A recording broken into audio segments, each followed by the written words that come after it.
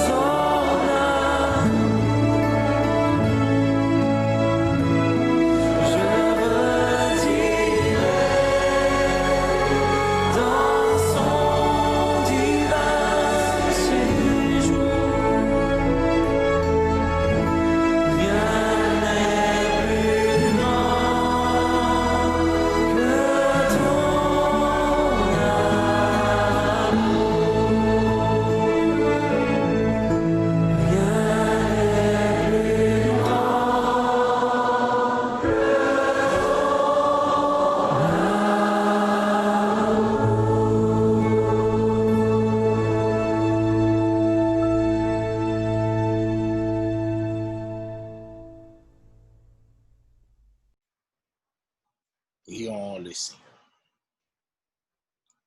Seigneur, nous te remercions infiniment pour cette opportunité que tu nous accordes d'être en ligne pour exercer ce ministère que tu nous as confié. Nous te rendons action de grâce. Cela nous montre combien tu es fidèle, Seigneur. Tu es fidèle et tu as gardé ta parole. Tu as gardé la parole que tu as prononcée, disant, je bâtirai mon église. Les portes du séjour des morts ne prévaudront point contre elle. Oui, nous te disons merci pour ta fidélité. Nous t'adorons, nous te glorifions pour ta fidélité. Tu es fidèle, Seigneur. Tu es fidèle pour garder ce petit ministère. Tu es fidèle pour continuer à garder l'Église macédoine. Nous te demandons en ce moment même, Seigneur, de préserver les membres de cette petite congrégation auquel nous sommes au service. Nous te demandons de les aider à grandir dans la grâce et dans la connaissance de notre Seigneur Jésus-Christ. Car la parole que ton serviteur Paul a prononcée est certaine et véritable. Celui qui a commencé en vous cette bonne œuvre la rendra parfaite pour le jour de l'avènement de notre Seigneur Jésus-Christ. Seigneur, c'est la prière que nous t'adressons au nom de ton Fils Jésus-Christ. À lui seul la gloire, l'honneur, la puissance au siècle des siècles.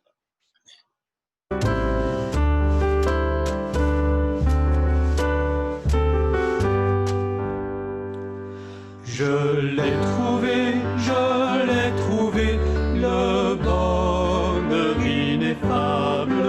Je suis sauvé, aux joies inexprimables.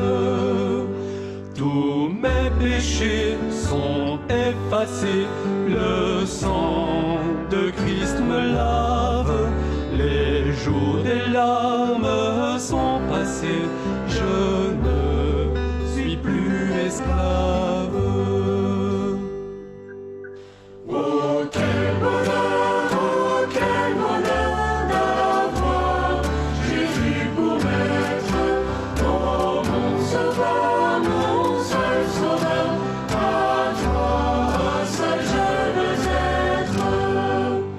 Tu vas briser 800 vainqueurs du mal, la tyrannie, affranchissant mon pauvre cœur et me donnant ta vie.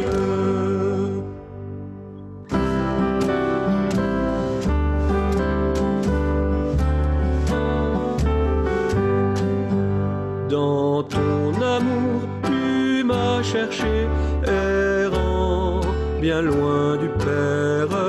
Tu m'as sauvé de mon péché, tu fis de moi ton frère. Et maintenant et pour jamais, sous ton joug je me plie, je ne puis vivre désormais, Jésus, que de ta vie. Ah, laissez-moi chanter mon roi, oui que toujours je chante. Jésus n'est-il pas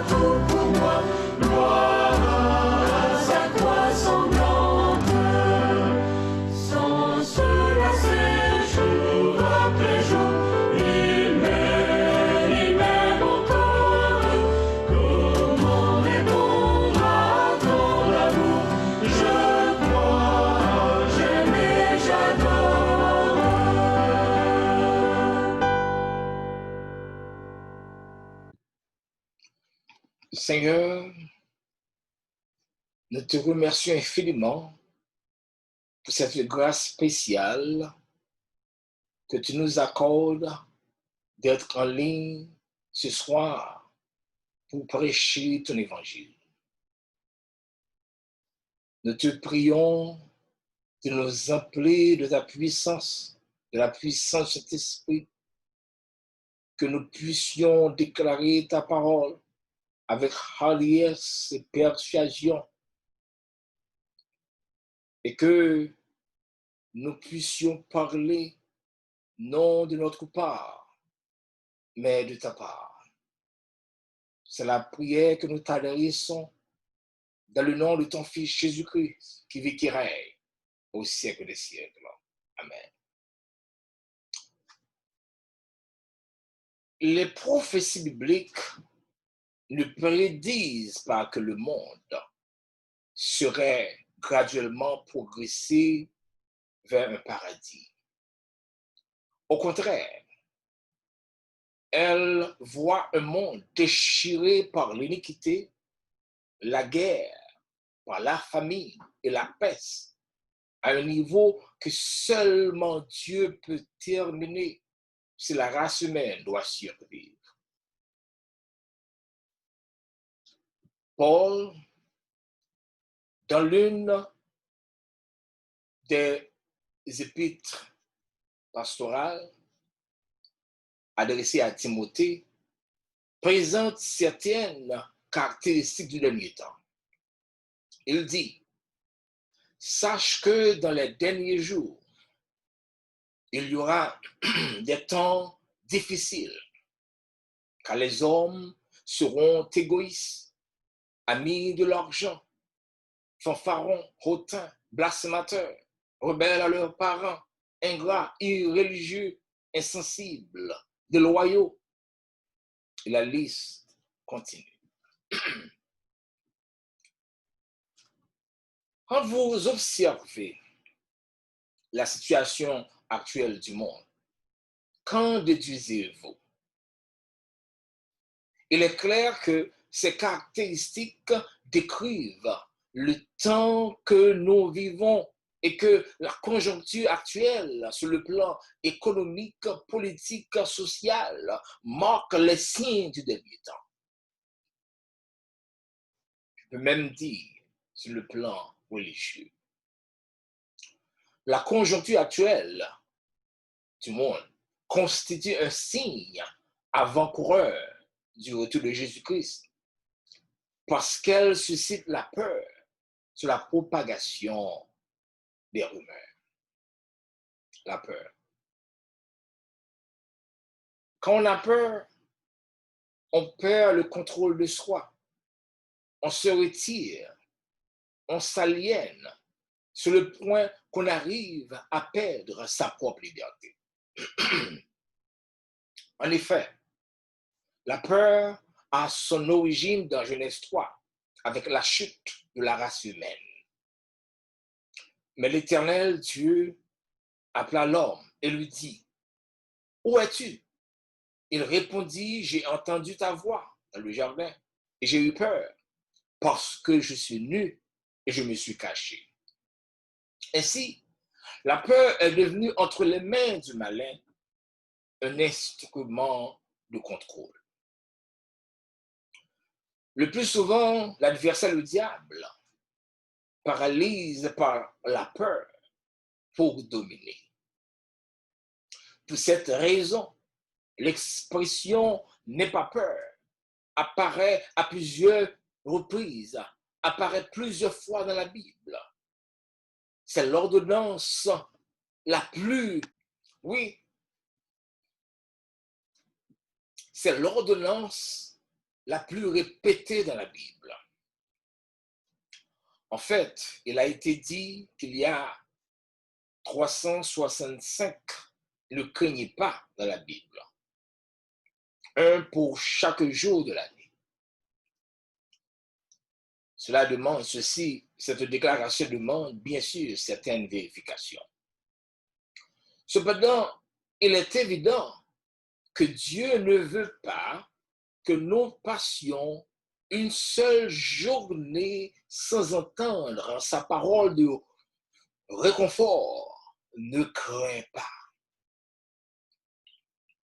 Dans Genèse, chapitre 15, verset 1er, après avoir délivré son neveu Lot et sa famille qui ont été tenus en otage, Abraham a eu peur, probablement d'une éventuelle coalition de ses ennemis pour l'attaquer. La Bible nous dit, après ces événements, la parole de l'Éternel fut adressée à Abraham dans une vision. Et il dit, Abraham, ne crains point, je suis ton bouclier et ta récompense sera très grande. Le Seigneur a encouragé Abraham à tenir fermement dans la foi parce qu'il est son bouclier. De même, avant de s'en aller, le Seigneur Jésus ordonne aux croyants de garder leur calme, disant que votre cœur ne se trouble point. Croyez en Dieu et croyez en moi. Le croyant en Christ n'a rien à craindre puisqu'il est justifié. Car la justice de Jésus lui est substituée pendant que sa condamnation a été mise sur le compte de Christ. Nous répétons ceci. La justice de Jésus lui est attribuée, lui est substituée pendant que la condamnation du croyant a été mise sur le compte de Jésus-Christ. C'est pour l'une des raisons l'apôtre Paul déclare, étant donc justifiés par la foi, nous avons la paix avec Dieu par notre Seigneur Jésus-Christ. Selon Romains chapitre 5, verset 1er. Bien-aimé, celui qui est justifié n'a absolument rien à craindre. Qui accusera les élus de Dieu? Dit Paul. C'est Dieu qui justifie. Ainsi, comme dit le sage dans Proverbe 28, le méchant prend la fuite sans qu'on le poursuive. Le juste a de l'assurance comme un jeune lion. Vous savez, le lion est nommé le roi des animaux parce qu'il n'a aucune peur en lui. Satan, bien sûr, utilise l'instrument de la peur pour intimider, pour captiver et tuer. Mais pour ceux qui sont en Christ, ils sont bien gardés. Nous qui sommes en Christ, nous sommes bien gardés et protégés par le lion de la tribu de Juda. Par conséquent, les menaces de Satan sont sans effet sur nous. Les menaces de Satan sont sans effet sur le croyant.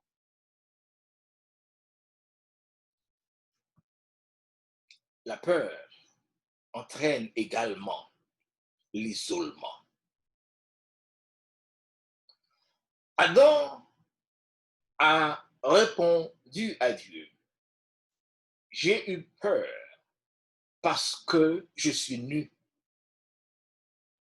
Il ajoute, et je me suis caché. Et je me suis caché. Quand on a peur, on se replie, on s'isole. On renonce à sa propre liberté pour céder le contrôle à l'autre.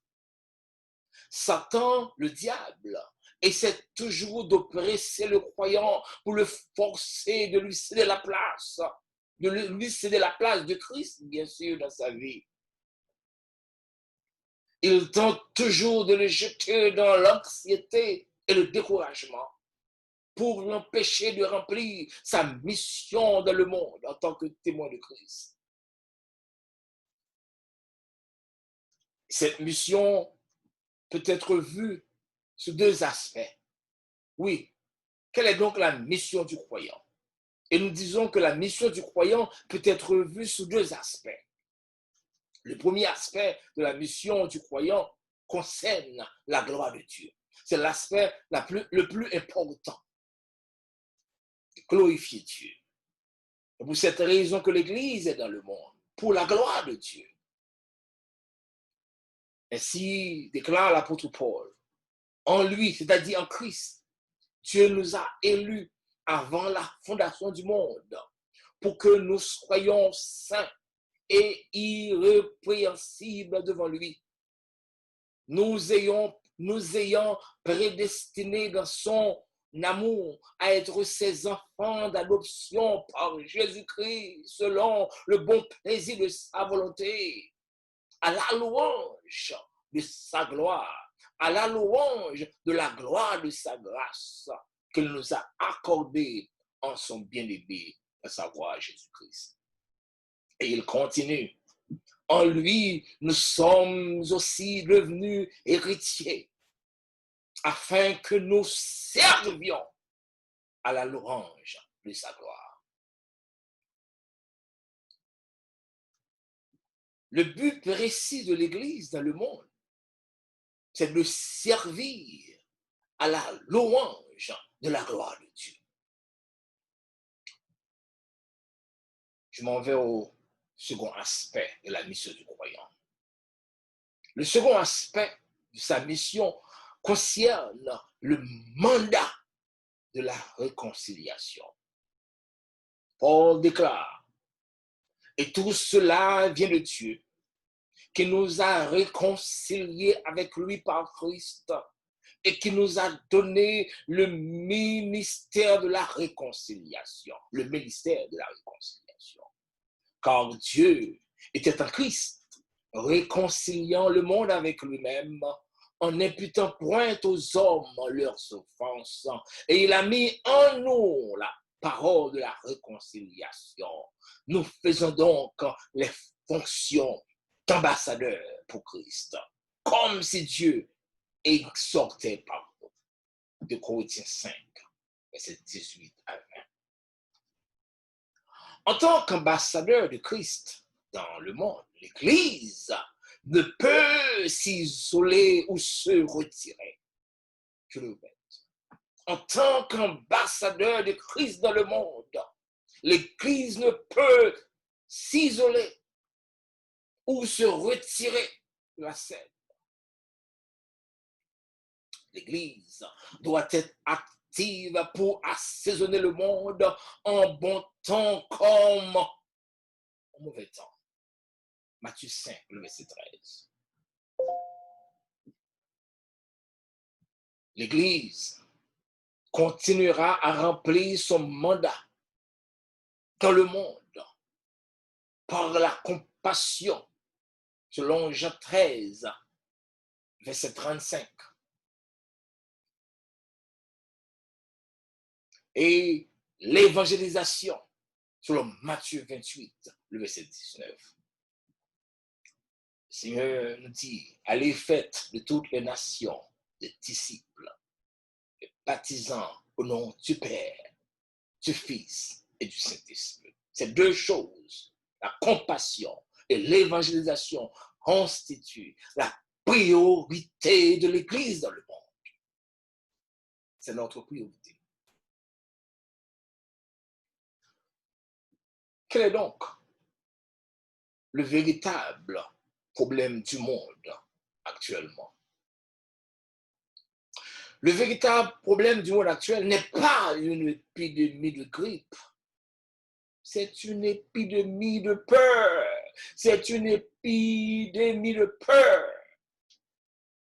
Cette peur a entraîné l'isolement entre pays, entre villes, entre institutions, entre maisons, entre familles, entre époux. Quand l'Église elle-même vit dans l'isolement, comment peut-elle remplir sa mission dans le monde?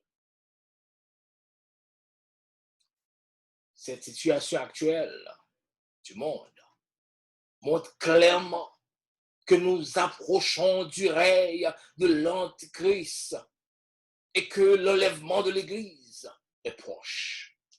L'enlèvement de l'Église est proche. Car, dit Paul, il faut que ce qui le retient, à savoir la présence de l'Église dans le monde, l'Église est disparue, selon 2 Thessaloniciens 2, versets 6 à 7. L'apôtre Jean ajoute, petits enfants, c'est la dernière heure. Comme vous avez appris qu'un antéchrist vient, il y a maintenant plusieurs antéchrists.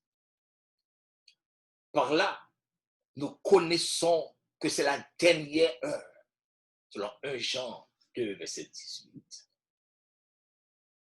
Oui.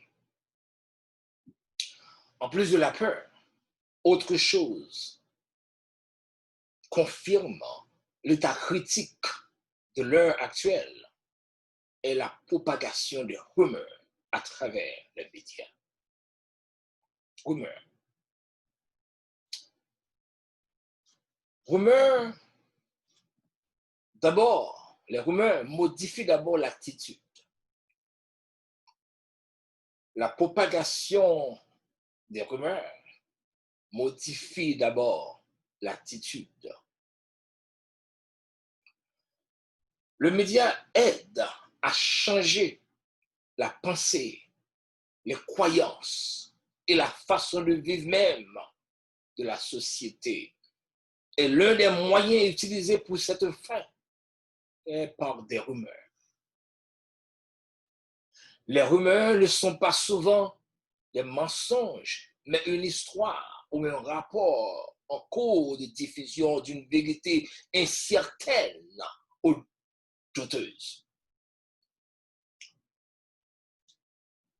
Les rumeurs peuvent aider à modifier l'indignité en admiration et vice-versa.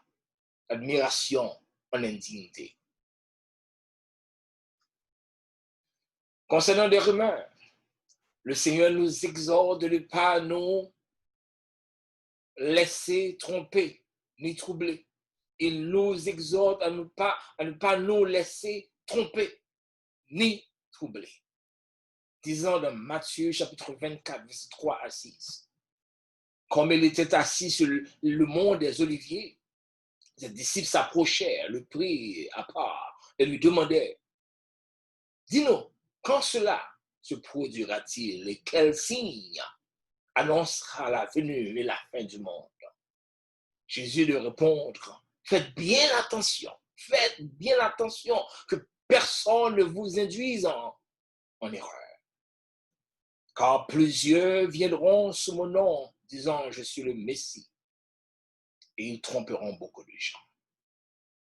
En plus de cela, les rumeurs visent à renverser le fondement de la société, l'institution familiale, le mariage et d'autres.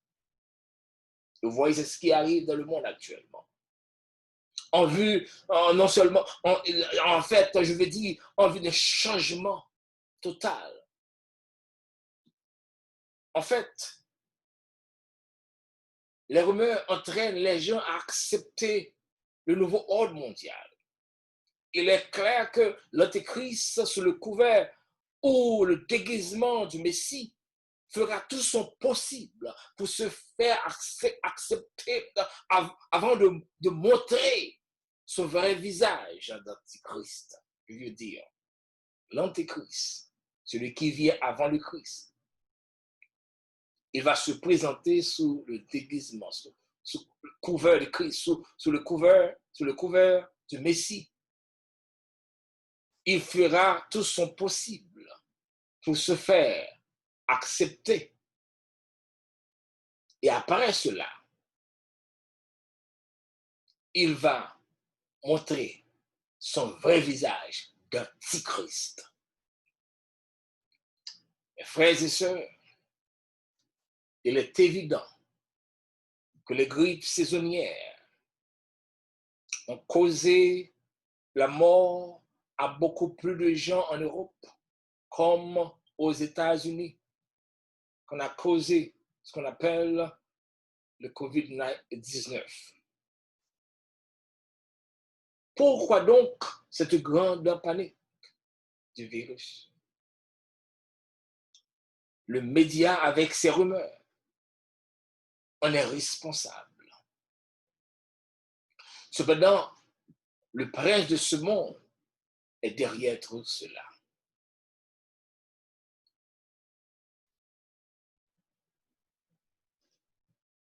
Le psalmiste déclare: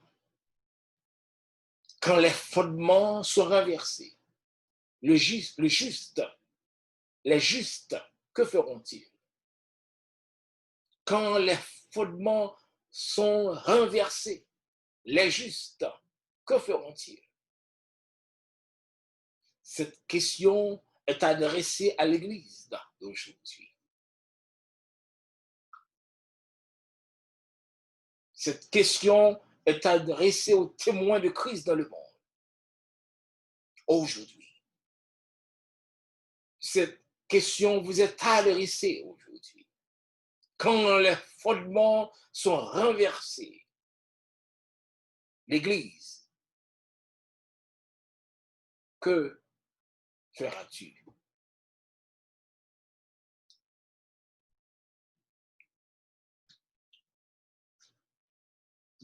Oui, la conjoncture actuelle du monde constitue un signe avant-coureur du retour de Jésus-Christ, parce qu'elle suscite la peur et propage des rumeurs. Je vous assure qu'après le passage de ce dit fléau, le monde ne sera plus le même. La globalisation du monde arrivera à son point d'achèvement. L'établissement du règne de l'Antéchrist est en cours. Par conséquent, l'enlèvement de l'Église est proche. Le Seigneur a dit: quand le Fils de l'homme viendra, aura-t-il encore la foi sur la terre? Luc 18, verset 8. Considérons la situation actuelle de l'Église. Vit-elle par la foi ou par la peur? Notre temps n'est pas tout à fait différent de celui des prophètes, Habakkuk, Daniel, de Jérémie et tant d'autres. Ce qui était commun dans leur caractère était la foi. Ils ont appris que le juste vivra par sa foi. C'est le moment de choisir qui nous voulons glorifier. Dieu ou maman, le temple ou celui qui le soutient. Ce temps nous apprend à cesser d'être des adorateurs du temple, mais de vrais adorateurs qui adorent Dieu en esprit et en vérité. Que Dieu vous bénisse. Seigneur, nous te remercions infiniment pour cette situation que tu nous permets de vivre maintenant. Cette situation du monde nous montre clairement que ta parole est certaine et véritable. Au lieu d'ébranler notre foi,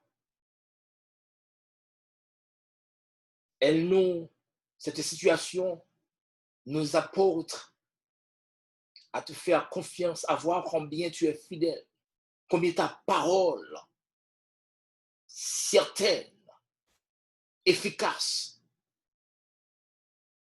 Te demandons, Père Saint, de nous aider à être de puissants instruments entre tes mains, pour que nous proclamions ta parole, que nous proclamions le message de ton Fils Jésus-Christ, le message de l'Évangile, avec puissance, avec hardiesse et avec persuasion.